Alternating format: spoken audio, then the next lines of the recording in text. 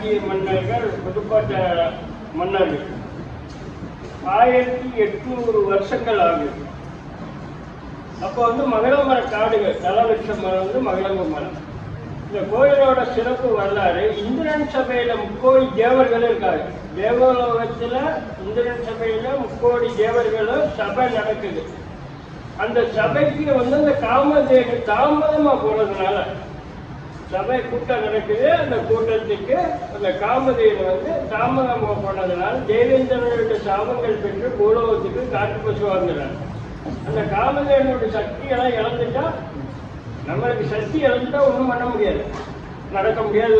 அது மாதிரி சக்தி இழந்து காட்டு பசுவாக வந்துடுறார். காட்டு பசுவாக இங்கே 2 அம்பாள் 2 சிவன், மகளேனேஸ்வரன் மங்களாம்பி.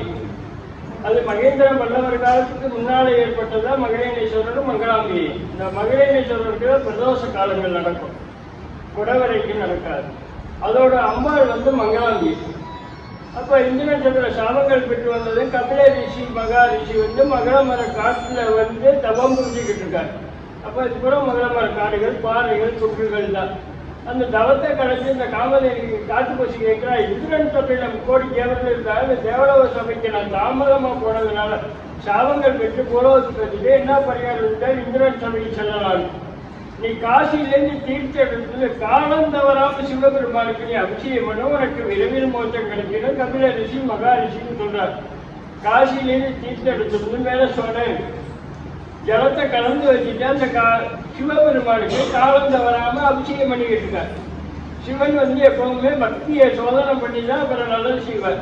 அப்போ அந்த காட்டு பசுவாக புலி ரூபத்தில் பசு அடித்து சாப்பிட வரையில எனக்கு முக்கியமான கடமை இருக்குது, அந்த கடமையை நிறைவேற்றிட்டு இறையாகன்னு சொல்லி வாக்குட்டு தான் சிவபெருமானுக்கு பாலை கொடுத்து அபிஷேகத்தை பண்ணிட்டு தன் கண்ணுக்குட்டிக்கும் பாலை கொடுத்துட்டு அந்த வேங்கையநாட்டை போய் என்னை சாப்பிட்டுட்டு என் கடமை முடிஞ்சுங்கிற அடிக்கி சாப்பிட போயில சிவபெருமான் காட்சி கொடுத்து இந்திரன் சபையை கூப்பிட்டுக்கிறாங்க. அதான் அந்த ஊருக்கு பேர் திருக்கோகர்ணம். திருங்கிறது மதிப்புக்குரிய பேர், கோவுங்கிறது பசு, கர்ணங்கிறது காது. காதால வழிபட்டதுனால திருக்கோகர்ணேஸ்வரர். அதான் அந்த கோயிலுக்கு நவக்கிரகங்கள்ல குரு பார்வை, தெற்கு வாசப்படி குரு பார்வையில தான் வரையும். தட்சிணாமூர்த்தி விநாயகர் சேர்ந்தாப்புல இருப்பாங்க.